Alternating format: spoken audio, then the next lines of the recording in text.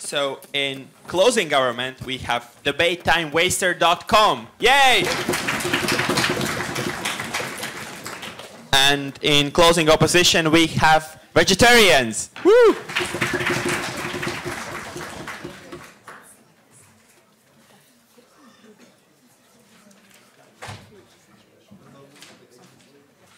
Okay, so the speeches in this final are 7 minutes each. First and last minute protected. You'll hear a blink sound, like boom, and that means that you can ask POIs.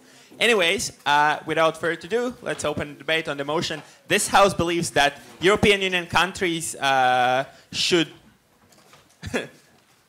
combine their intelligence agencies into one unified European intelligence agency. Hear, hear.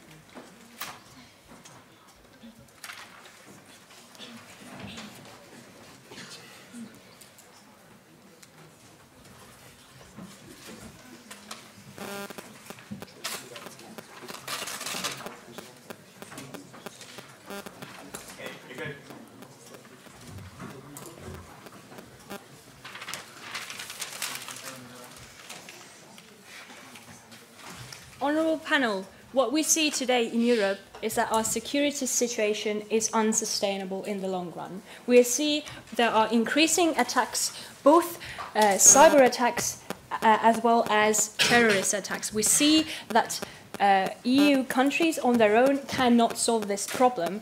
It will only continue to get worse, which is why we need to work together.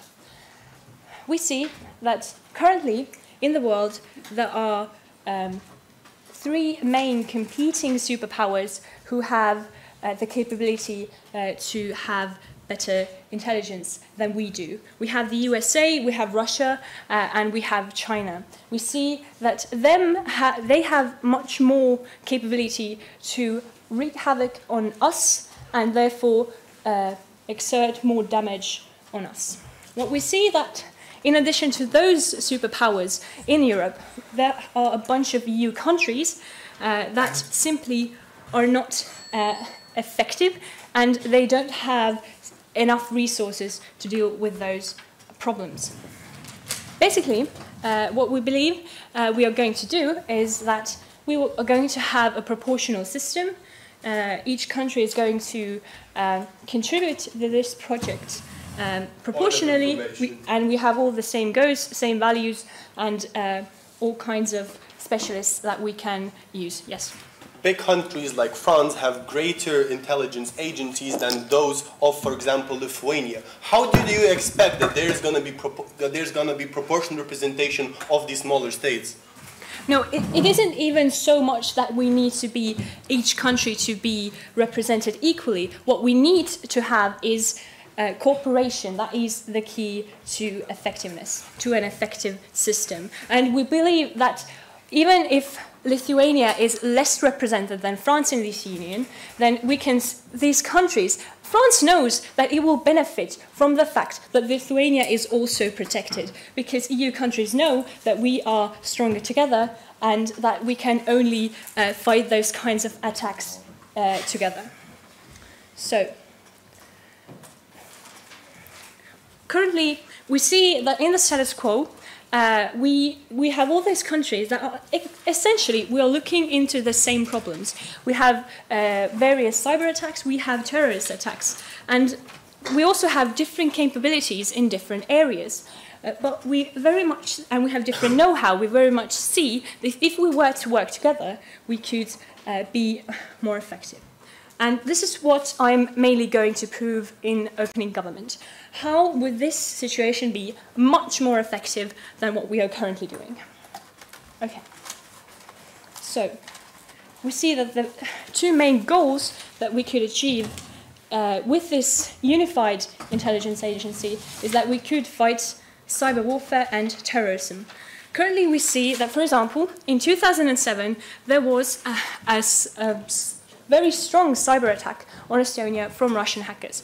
back then, Estonia was capable of deterring this kind of attack. But we see that in today's world, this might not be any more possible because there are always more news coming how Russian hackers are influencing US elections and other very big projects. They have a lot of capabilities. No, thank you.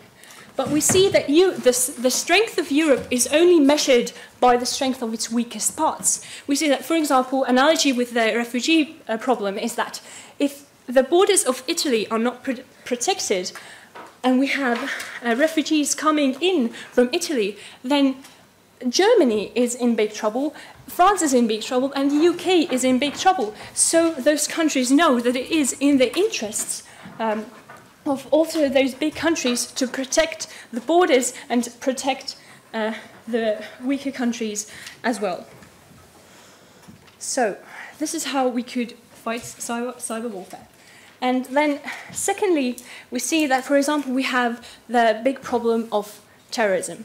We see that we have terrorist attacks in many major European countries, and this gets a strong public reaction.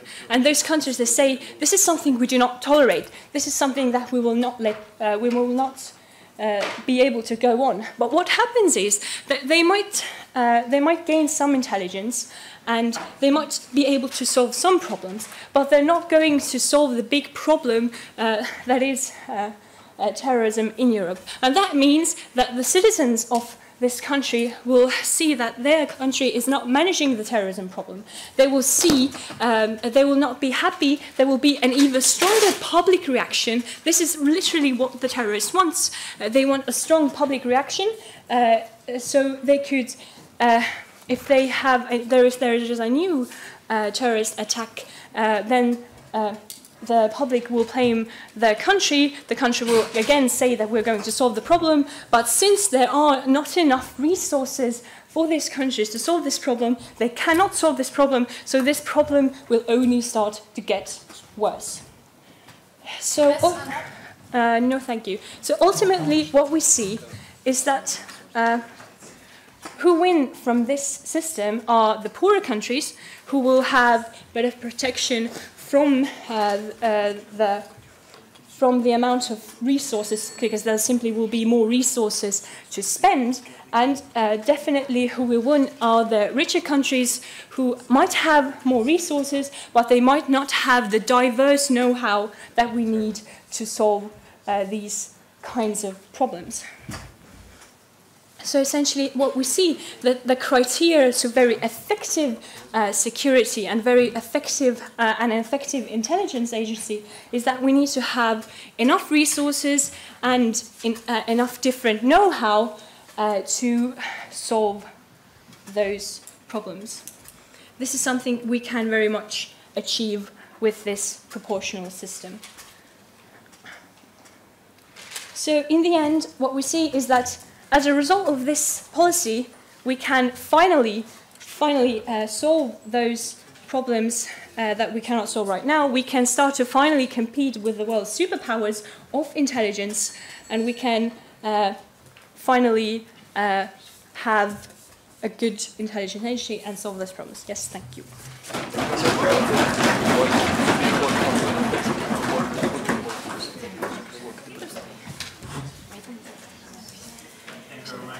For that speech. And to open the case for the upside, please welcome the leader of opposition. Here, here.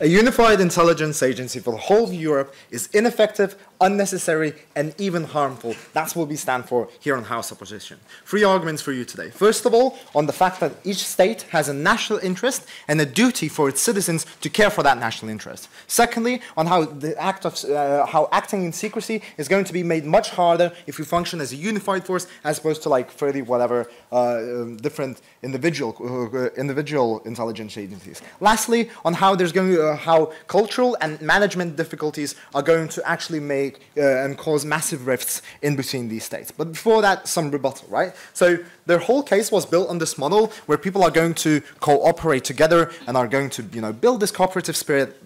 But we don't believe that's going to be the case at all.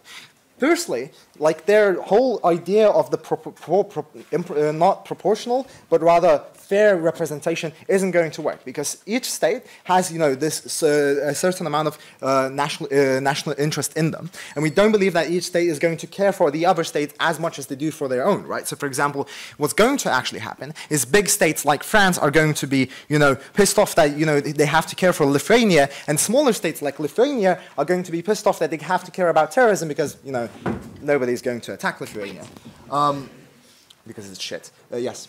The thing is that France will still have to spend as much money on intelligence as they do now. Yeah, that's great. But that money isn't going to be spent as well, right? Because now, like, if we talk about prevention of cyber warfare or prevention of terrorism, right? So let's take cyber warfare. Hackers now have to hack, I have no idea how many countries are in the EU, but hackers now have to hack like 28, for 28 countries, right?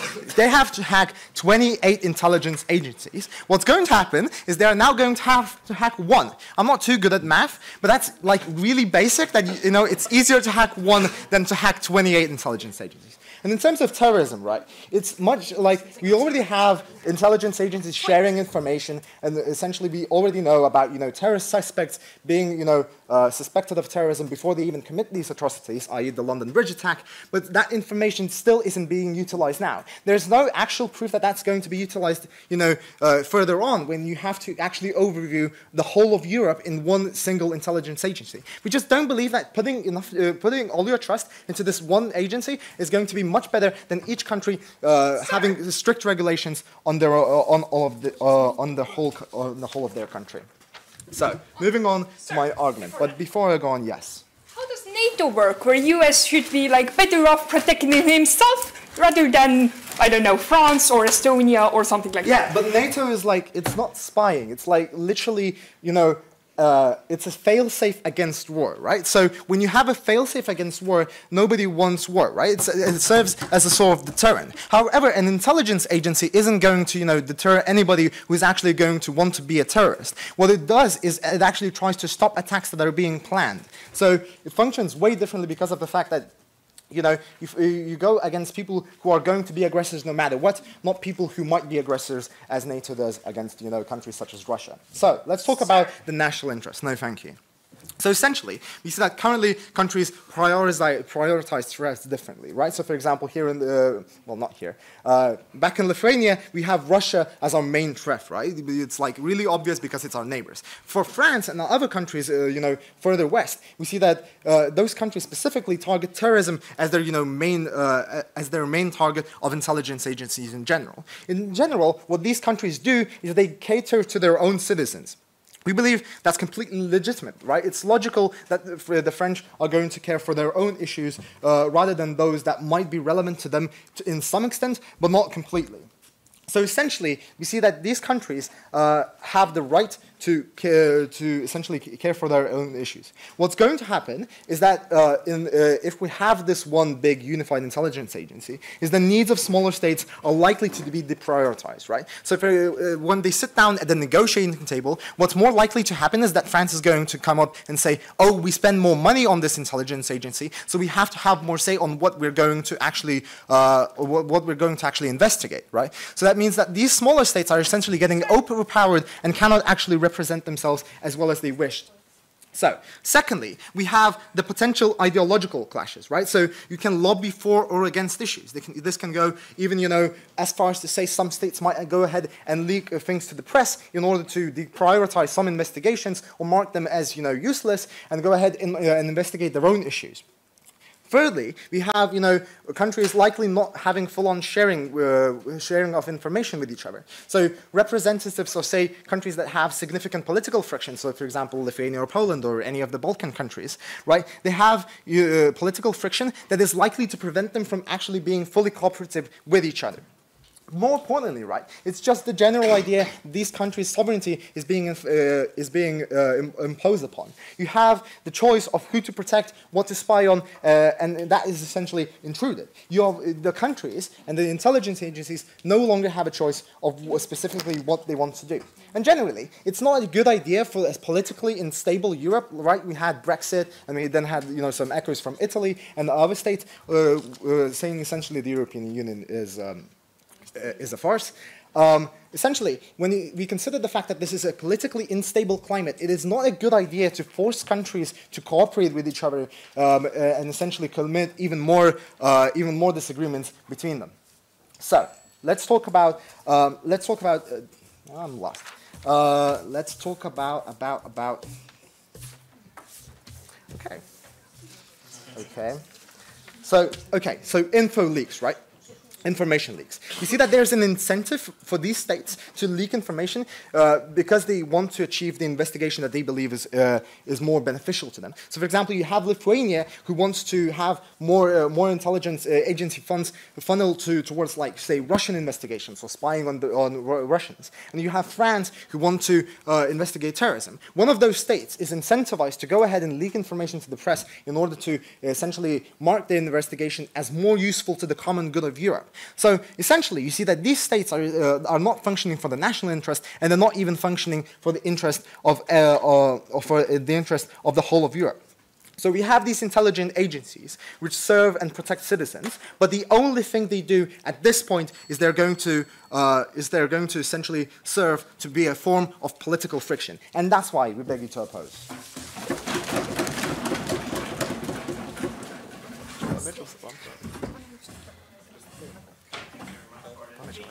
And for the case on Gov's side, please welcome the Deputy Prime Minister. Hear, hear.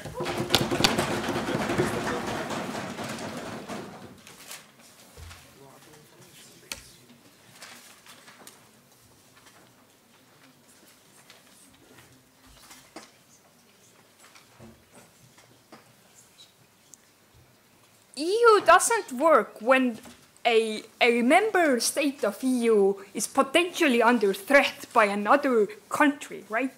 We see that it's naive from the oath to think that France doesn't care about Russia attacking, and France only cares about terrorism. We don't see that this is actually the case. We see that Russia being one superpower when it comes to intelligence is threat to US, where Russia is actually involved in US presidential elections. We see that, and Russia has the power to do it in France, in UK, or wherever he wants. We see that the balance of power when it comes to intelligence is messed up in today's world. We see that the deterrence that we have in the military case coming from NATO works really well because Russia and other states have enemy who is better or on the same level, so the countries don't act out. We see that when we talk about cyber attacks, this is something that we don't have, but actually these are the things that have the same or even worse effect when the government services are taken down or people's personal information is leaked. These are the cases that have happened. Think about few weeks back where the whole European countries were attacked at the same time. Think about Estonia in 2007 where all the government networks were taken down. We see that Russia today has every power to do that towards every state. We see that we all countries in Europe have some kind of power to put up with it, but we have different kinds of know-hows, different kinds of people, different kinds of intelligence. But if we work together, we make a bigger body that gives us a better protection. No, thank you. They say that France or Lithuania is going to be pissed off because those kind of their interests will be misrepresented. We think that this is actually not the case. We see that countries in Estonia, in France, in different parts of Europe or different parts of the world usually dig into like basically the same things, right? But everyone does it to some extent. We see that we get some information about Russia, we get some information about US, but now when we work all together and share the information that we actually have more resources to dig into more things. We have more resources to defend ourselves, which means that actually France will get its interest about terrorism more represented if he only cares about that. We see that he doesn't, and he wants to protect himself against Russia as well. We see that if you attack a EU agency in Lithuania, the attacker has access also to the EU information in general, which means that it's possible to act EU altogether, but we don't have the defense mechanism to protect EU altogether. We see that this is the problem that we need to solve in order to protect the security of EU and all its member states, right? We see NATO as a fail-safe mechanism that provides protection without actually doing anything. If Russia sees that we have the same capabilities to commit attacks against Russia to the same extent that he has to commit those attacks against us, it will be less likely that Russia will ever act out and attack us in those premises. We see that if Russia sees that he has as much as power that we do, or less, more power, we have less power, he will act out. He will get involved in U.S. elections as he did in last elections, right? No, thank you. We see that this House believes motion, which means that we think we have to defend that this is something that brings benefits for the EU. We don't have to defend that every country will want to join it, right? We see that if, Italy, France thinks that it's better off, why not? He's lost, but don't join if you don't want to. We see that overall EU will be better off if we create a bigger unity. Go. Doesn't that beat the point of a unified agency? If countries can just not join it, and that beats the point of cooperation. We think that most countries will see the benefit of it, and most countries will join. We see that if some countries have huge ideological differences, which we don't see in Europe today, considering that we are having other kind of cooperations, will be better off. We don't see that there are huge differences and disagreements about what we are going to put the resources in order to investigate. Okay, my own material. We don't see in today's world that we are actually going to have a direct military conflict in Europe. We see that we have Russia, but we have also most of the states are in NATO, and Russia don't want to have a direct conflict.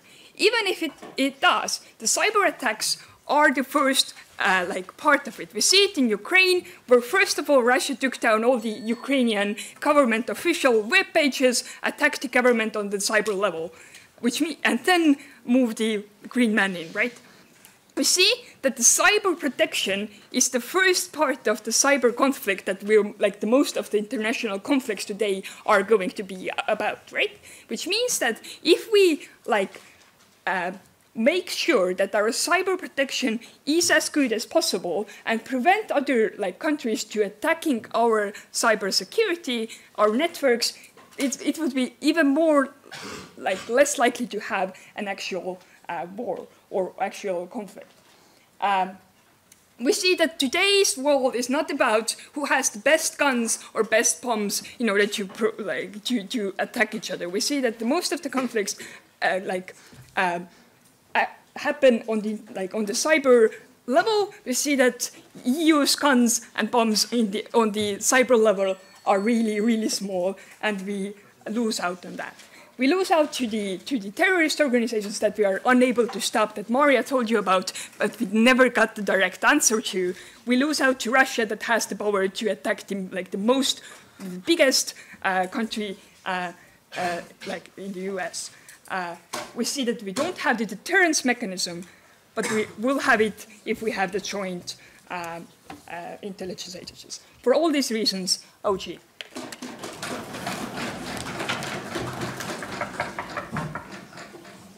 Thank you very much, Speaker, for that speech. And to close off the first half of this debate, please welcome the Deputy Leader of Opposition. Here, here.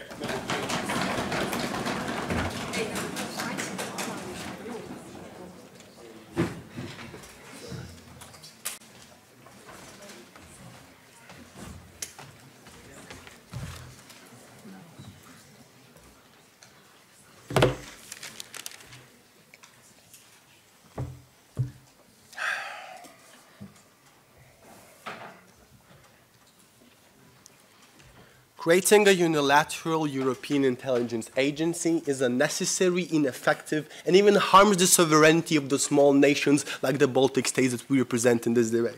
We think that what they fail to show us in this debate is the exclusivity of these big intelligence agencies, because they have never told us, apart from saying that there will be more resources, why exactly centralization is so key to battling terrorism or whatever external threats these intelligence agencies have to fight against. We think that's very important in this debate, and because of that, we think that you should vote opening opposition. In my speech, there will be 3 clash points and a small little rebuttal. So first of all, I will talk about will big countries dominate in this intelligence agency? Second of all, why will this harm the small states? Lastly, will this be effective to tackle external threats? And lastly, I'll talk about how this actually increases the chance of the league appoint that was made by them. Now, but first of all, the first thing that they hear from them in their model, we're going to have a proportional distribution or a kind of representation in these like centralized intelligence agencies. We tell you that is not going to be happening. We tell you that countries, that big countries like France, is not going to give up its comparative advantage over countries like Latvia, simply because it is not in their national interest to do so, ladies and gentlemen. And why is it so that if it's not in the national interest of the country, why is it not going to actually cater for other agents, for other countries? This is because all states are concerned are only their citizens, on the safety of their citizens. So what they fail to show us in this debate is why exactly, why exactly for France it's so important, the European Union is so important. Because all we actually see is that it only benefits the small states, right? No, thank you. The security only helps the small states. What they fail to approve us is that that also helps these big states as well. No, thank you. Moving on, my first clash point. Will big countries dominate in this case? And the characterization that we hear from them is, big countries are very altruistic and that they're going to be catering for the small states. So first of all, you didn't explain why is it so important that the European Union is so strong for France. Second of all, we see that even if we agree that these countries, are going to be to some extent sharing the information, there will be the element of idleness, ladies and gentlemen. An element of idleness in the cases of very sensitive information is very important, because what does that mean? It means that there's a possibility of a potential leak. There's a possibility that your agents are going to be killed. There's a possibility that your information is going to be let out, because information is key in this case. And the fact that it is skewed by this very centralized intelligence agency is very key in this debate. And because of that, I think it's exclusively important in this case. No, thank you. No, thank you. We think that in general, the big countries have the incentive only to care for themselves, because they are the ones that invest the most resources in this case. But why is that important? There are a couple of scenarios that are going to be happening. First of all, these countries are not going to be joining this centralized intelligence agency. And they even concede that, some countries will not they will not be forced to join this like big intelligence agency. No, thank you. You see why that's problematic? Because these countries exclusively, France and whatnot, are not going to be joining this intelligence agency, ladies and gentlemen, because it's not in their national interest, right? But what also can happen in this case is that even if we admit it and we force them, even if that is going to be what the closing is going to be saying, we risk another Brexit or another whatnot, because this is going to be seen as a direct violation of the country's sovereignty, and that's very important in this debate. But second of all, I think that these countries can even not share the information that much. There's going to be like skewing of information. No, thank you. Okay. So in general, what we see is that these big countries will not be effectively sharing the information. And why is that bad for the small countries? And because of that, they're going to be dominating this intelligence agency. So that leads me to my second clash point. Thank you. Why this will actually harm the small states? It violates their sovereignty of choice as countries. That means that their needs are actually going to be patronized by countries that were actually bigger and that have different geopolitical, interest in that sense. So that means that France is not going to be as much concerned, no thank you, about the fact that Russia is flying over the national space or like airspace of Latvia, as they will be concerned about the possible attacks by the ISIS in their capital, right? And that means that the incentives and the interests of small states are put into like the back. No thank you. Okay, and what they say is that, resources. We're gonna get brilliant resources, and this is what benefits the most. We say that under the status quo, we think that you can actually get a better effect by utilizing your national resources, because they're not going to be skewed by this big ineffective apparatus. Okay, no, thank you. Before that. Yeah, okay, go. Can you tell me specifically why small countries are going to be sad, even if France uses their information to catch the terrorists? Okay, so here's the point. You will want actually to get help to battle, for example, Russia interfering in your airspace, but it's not going to be happening because, for example, France or Italy is not going to be sharing information with you simply because of the reason, because they are maybe to some extent allies, maybe they have the brilliant ties to them. Like there are many insurgent states in European Union that are going to be included in that. Like for example, Greece has great ties to Russia, have not like. There's the potential even of leak from Greece to Russia of information that's very important in this debate. Third argument, ladies and gentlemen, on how actually this is going to be an effective practice because of the fact that all national intelligence use different methods. So we see that distinctly there are two possible states. Like there are authoritarian states and more authoritarian states that are more centralized and the more liberal states. And that means that there is a different potential risk of loss when there is a specific leak of the methods used by the intelligence agency. And why is that important? That means that the countries will be limited to the fact that they will actually have to change their old ways on how they actually perceive these intelligence agencies. But more secondly, the fact is that the intelligence agencies are very securalist, besides the government, right? So in the United States, the FBI is very securalist in that sense. So that means that they will actually have to be restructured externally, and it's going to destroy their whole system that is actually under the status quo working perfectly. So because we think that the network used by these intelligence agencies is going to be skewed, because we think that you should vote for opening opposition, because we stand for a united European Union.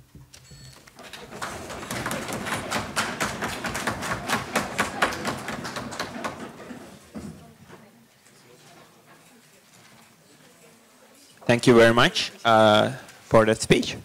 And to open up the second half of this debate, please welcome the member of government. Here, here.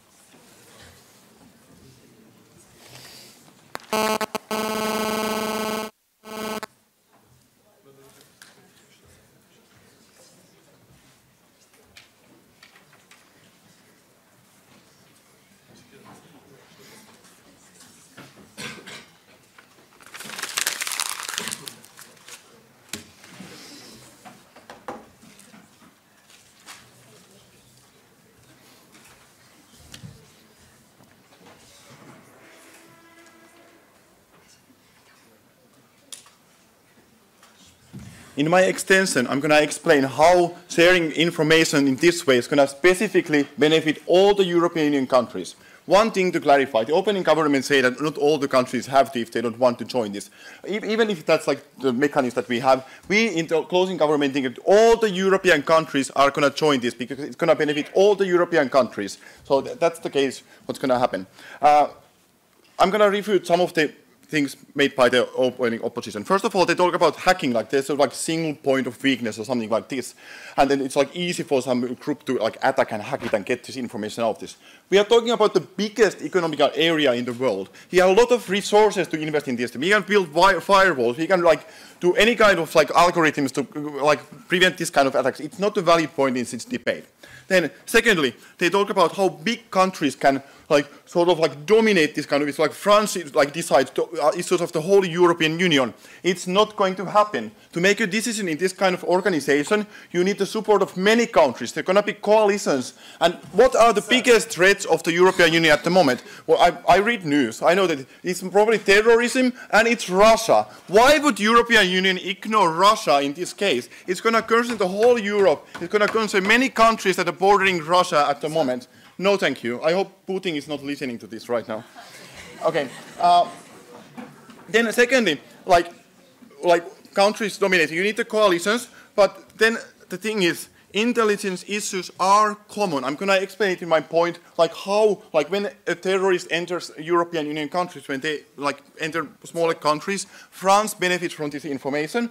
And then finally, no, thank you. So, and then you have the issue like every country should care about their own interests. Like France benefits from spying on Germany or like some other country. How? You never explain how this is good for the European Union as a total, that countries are spying on each other. If they didn't do that, it's like it's going to be a war between France and Germany. If they didn't do this, things would work better. We wouldn't be having any kind of schemes against other countries. Countries would more likely be like willing to trust each other. Cooperation would be better between these countries and would be better reaching all kind of agreements that means the total like unification of the European Union. For example, our foreign policy against Russia, economic sanction, it would be easier to like make the decision based on that if the countries would trust each other, and by doing this kind of mechanism, we eliminate the possibility that they can scheme against each other. Okay, and then secondly, if we have this overall like coalition there, we're gonna make sure that the countries are not gonna like surveil their own citizens, because then it would like be found out that oh, this country spies their own citizens. It's also a benefit on our side of the house. The people of this country would be safe from this kind of surveillance. You have a question? Yeah. So you said yourself that you need agreement of many states in order to reach agreements in this unified intelligence agency. So does that add another layer of unnecessary negotiation to the process? No, thank you. There wouldn't be national organizations like who make decisions on this. There would be the single European Union organization that makes decisions on behalf of every country. You say that there are many issues that EU need to tackle with these kind of things.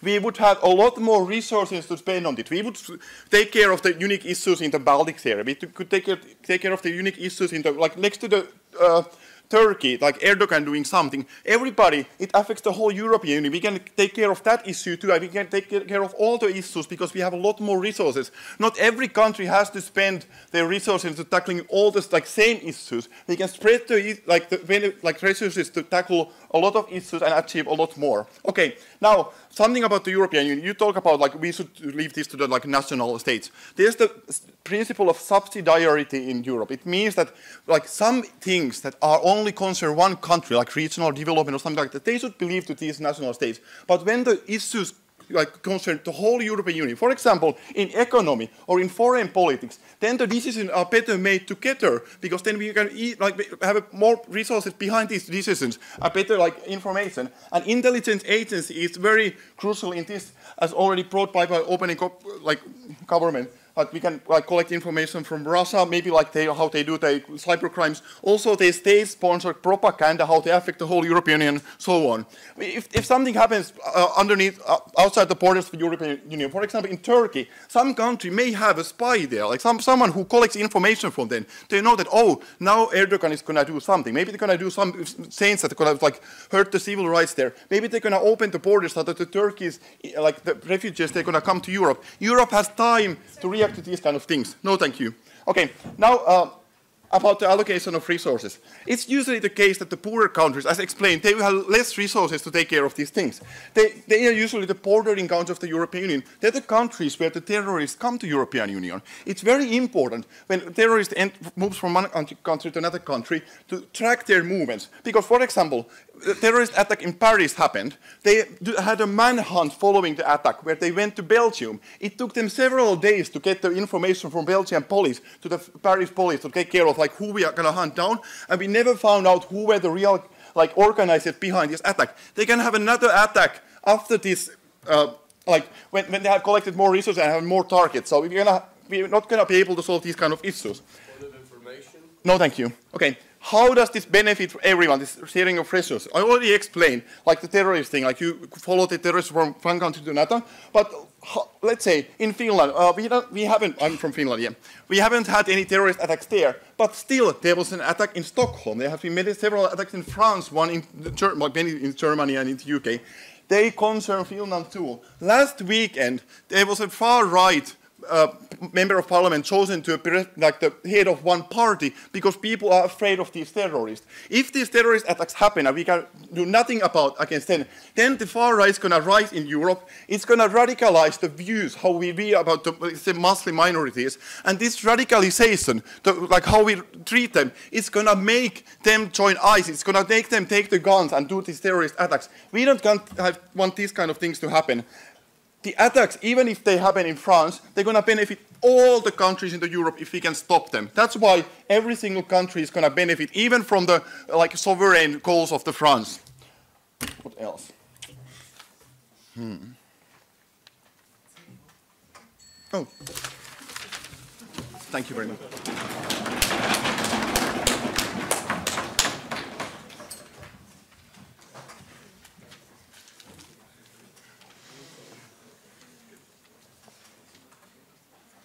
Thank you very much for that speech. And to hear from the only team that hasn't spoken yet, please welcome the member of opposition. Here, here.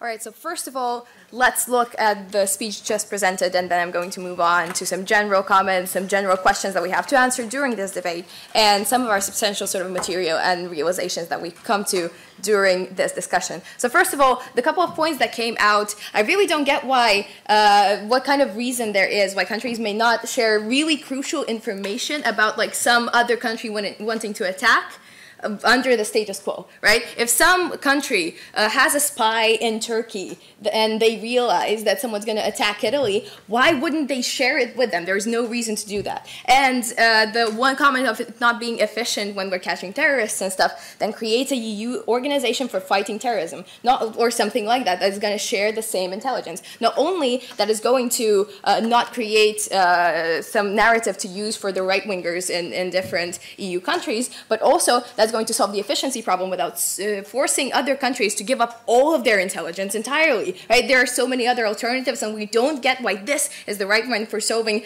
problems with terrorism, Russia, and cyber attacks especially. Now, first, the reasoning behind the sort of why all countries would join is also very wrong, because the government admits that, oh, some countries may be spying on other countries, and some countries might be surveilling their own citizens. Then why, if that's the case, would anyone agree to join this thing, right? Why would anyone agree to, okay, let's just show all of our secrets to each other if we're keeping secrets from each other? That does not make sense, and so we don't see how all of the countries would voluntarily join this thing. Now, once we can agree that voluntarily that would not happen, we are realizing that we are forcing countries to do that. And once that is happening, there are several issues with that. Of course, the issues outlined previously about position of the sovereignty of the countries, how they actually have the right to keep their own intelligence to themselves. And on top of that, it's very, very dangerous on many levels. Now, first of all, we really don't get how keeping all of our eggs in one basket is not going to attract more cyber attacks. Of course it will, and we can't really raise the standards of our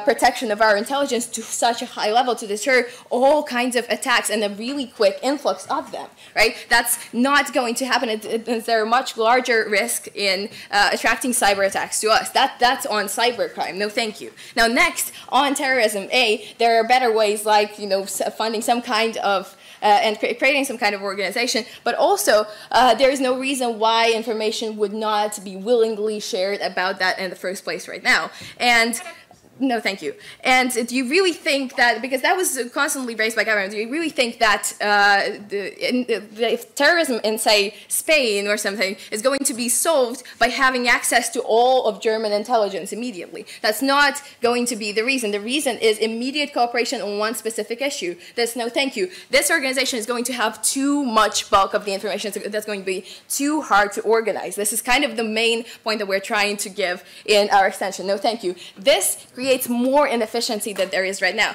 Right? Create several different organizations that are going to share intelligence on specific topics, and then you're maybe going to be able to increase the power of the EU to actually fight specific things. And that we also don't really believe, because we don't think that that is the main problem that the EU has when it comes to Russia and when it comes to terrorism. First of all, we don't see how access to intelligence directly translates to military power. That is not how we're going to deter Russia. Like something that might be the bigger problem is inability to convince the soldiers of, let's just say, Germany to come and for some reason fight in Latvia. Right? We realize that safety of the EU is important to every other country, but their national interest in the end is going to be more important, and it's going to be immensely hard to convince their own citizens that, hey, we're going to send our soldiers to fight somewhere because somewhere there is an attack. It's going to be much, much more difficult, right, than you sort of presume that because of this intelligence it's going to be more easier. We just don't get the link between getting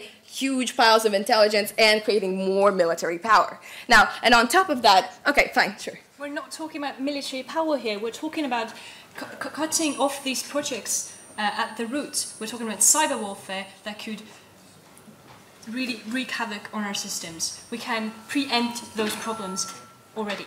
Okay, two things. One, I already explained how cyber warfare would potentially really increase because we're keeping all of our information in one basket. And two, that's not going to deter Russia from military invasions. Let's be real, right? So sharing intelligence does not mean that we gain more power and are scarier, and it's going to be scarier to invade us, right? That's one. And moving on to something that's more sort of broader than that. Like there are a lot of issues with decision making and this being really inefficient, right? On top of countries having their own differences in their ideology, sure, that's a case. But on top of that, it's just going to be a lot of decision makers and a lot of bureaucracy, right? If we want to share as the EU, if we want to share some of our intelligence with the US, we will have to get agreement of every single country in the EU, as opposed to, let's say, right now, if one country wants to share some intelligence with some other country, it's much easier, and it's going to be much more efficient. Sure, within the EU, sharing information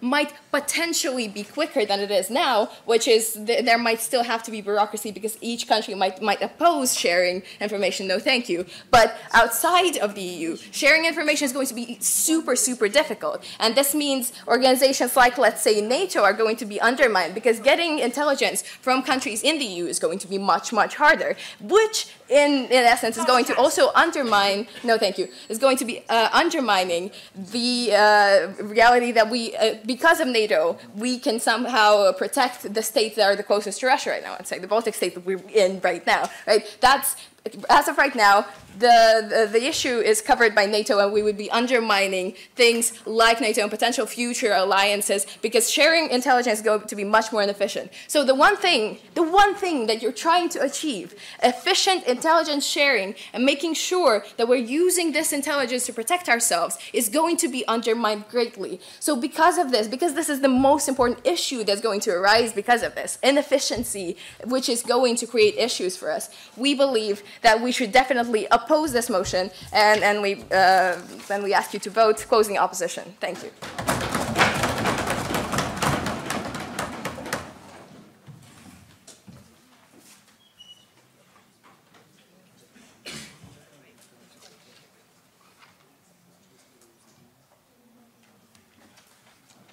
Thank you very much for that speech. And to close off the Gov side of this debate, please welcome the government whip. Hear, hear.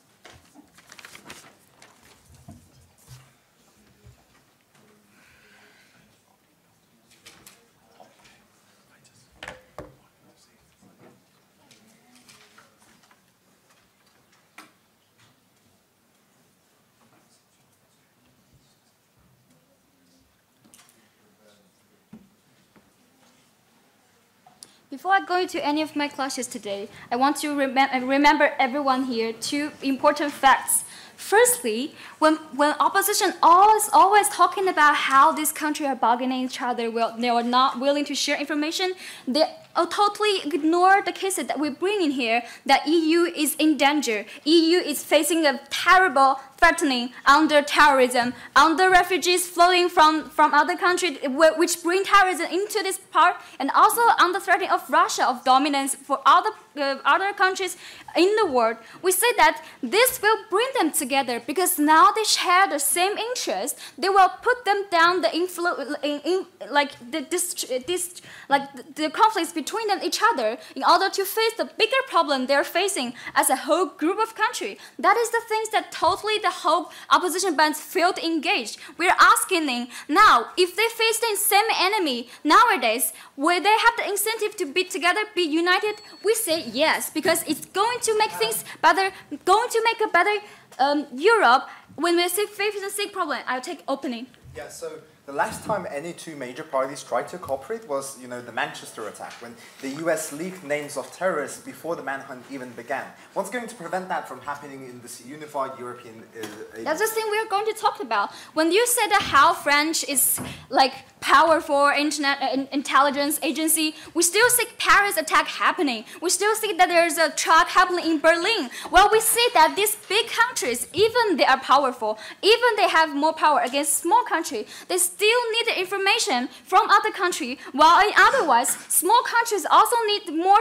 resources and support from these big countries to solve their own problem. When I asked him up here towards the opening opposition, well, why this small country will be sad if French capture all the terrorists and Paris attack under their help? We say that yes, small countries are likely to say that because they are terrorism. We're facing the same enemy. Well, even if we provide our information towards France, to some extent we are sacrificing our information, but we like to see because we are facing terrorism and we're helping France to do that. That's what small countries are even likely to see. That's first fact. Second fact, we see that why is it gaining more efficiency? This is also a rebuttal to the cases. Why is gaining efficiency? Because they fail to recognize this fact that these terrorists are going through small countries from the East European, South European, from Greece, entering into this big country like France and Germany. It is the fact that only with these small countries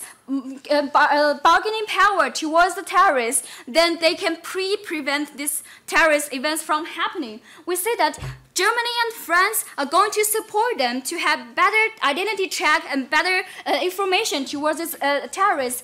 Even from the starting, from the entering into EU, we say that this is very likely going to happen. And they fail to respond to my partner's point about how this, if you're going to check if some part of small countries' intelligence information now, you will take all several weeks to get access to our information. And in this case, the terrorists probably just run away, will run back to East, to Middle East. We think that is very problematic when you don't have the efficiency to share all the information, to have accessibility.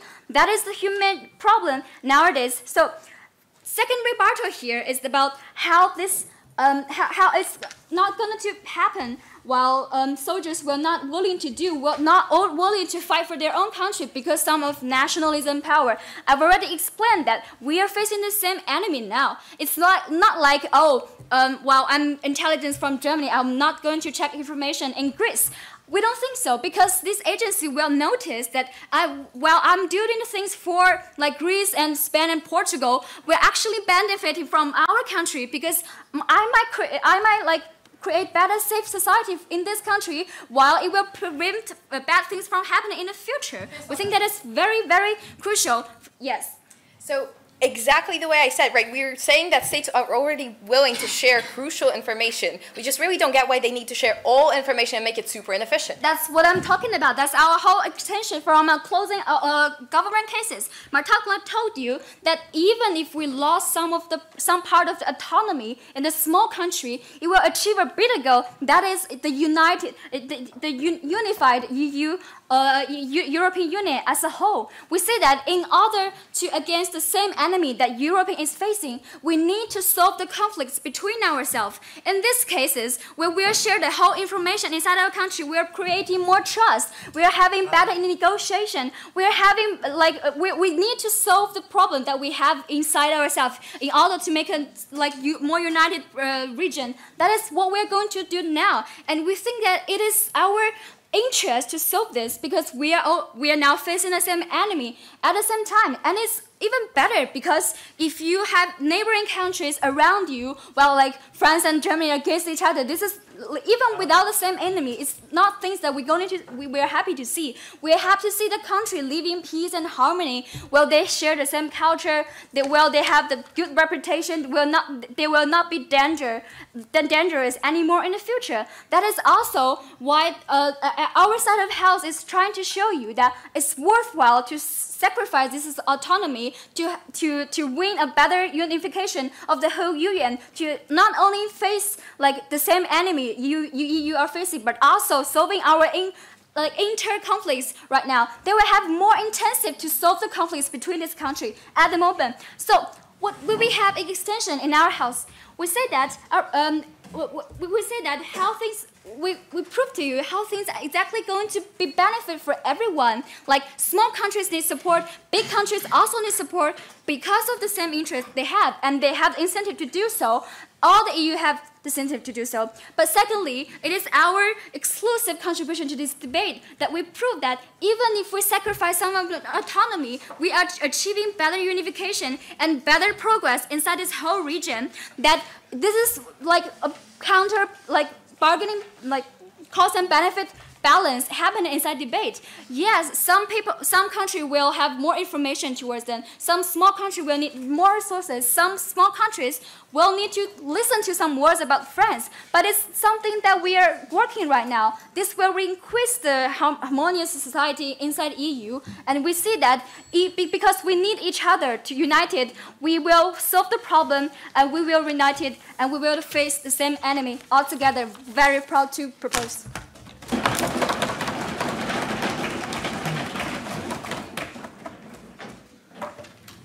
thank you very much, speaker, for that speech. And to close off this debate, please welcome the opposition whip. Here, here.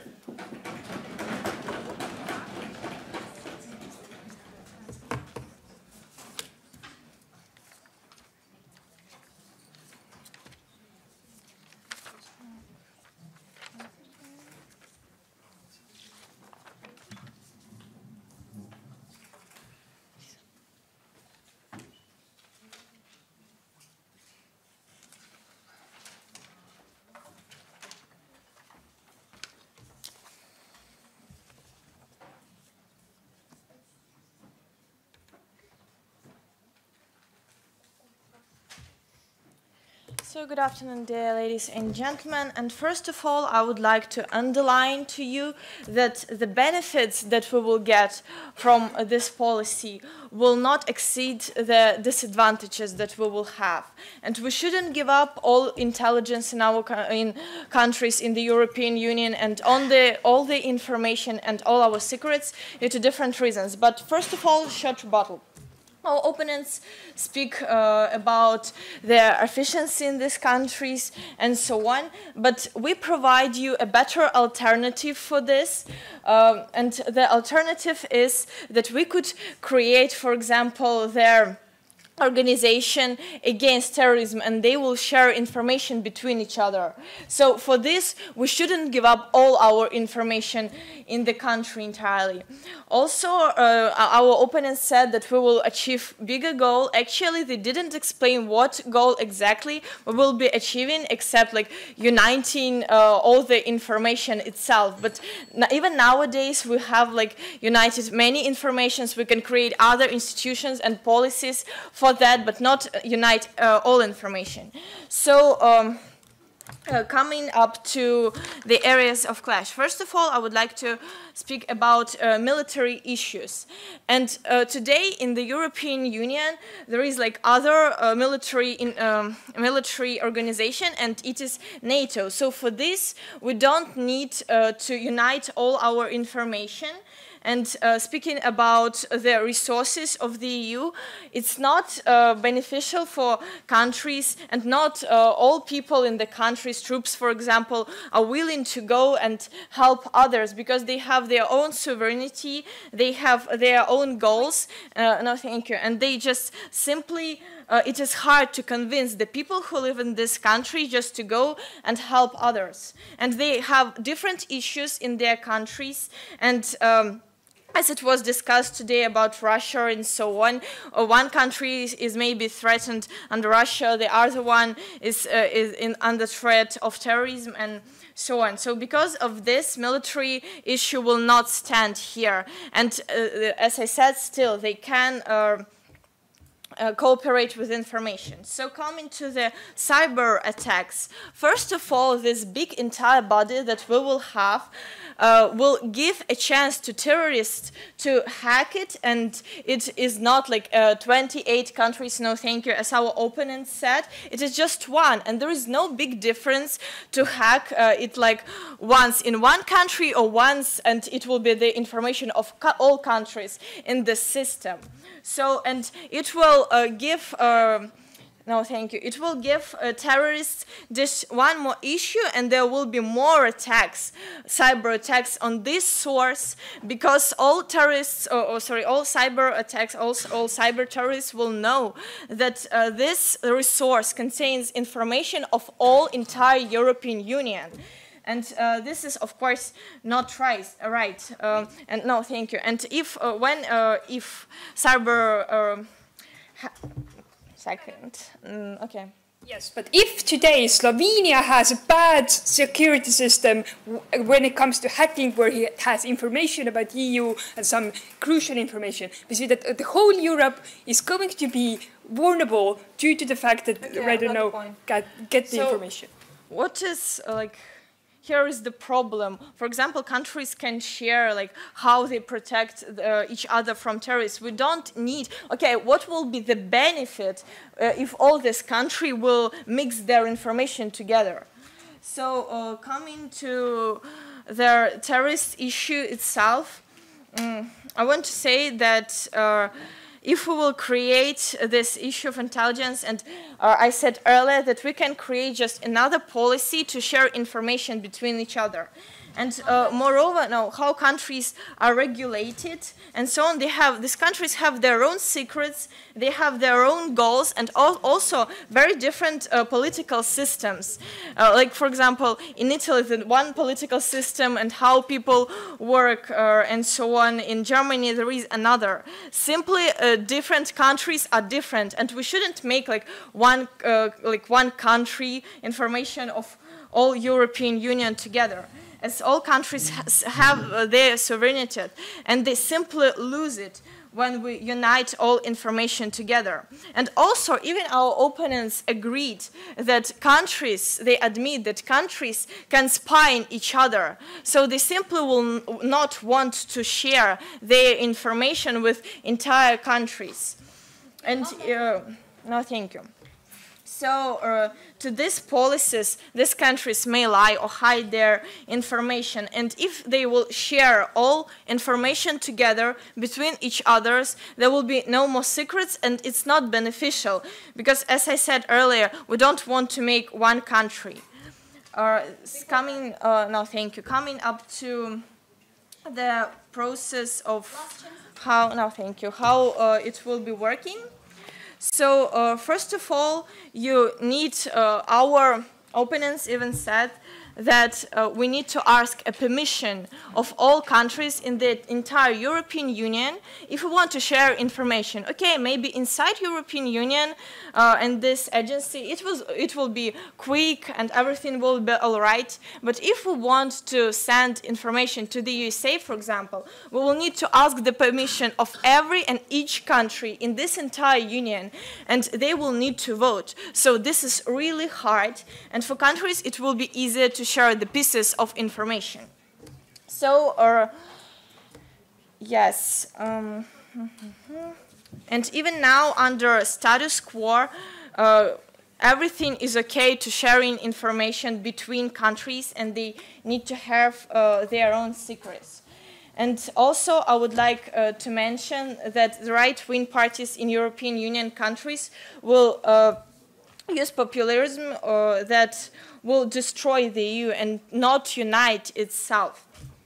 So, to these reasons, and again, the benefits are not exist. The disadvantages of the uniting all information of all countries, and due to these reasons that I've mentioned to you. So proud to oppose.